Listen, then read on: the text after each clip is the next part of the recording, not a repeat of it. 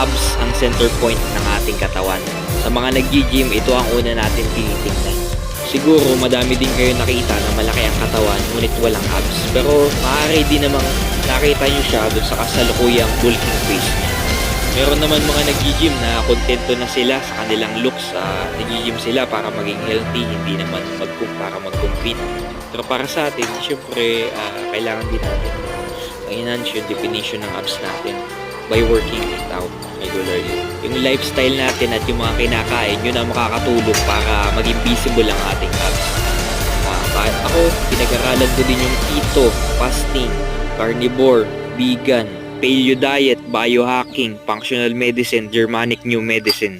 Yun, pinag-combine ko yung mga nalaman ko doon and may mga contradicting theories sila. So, nasa sa iyo na yun kung anong paniniwalaan mo doon.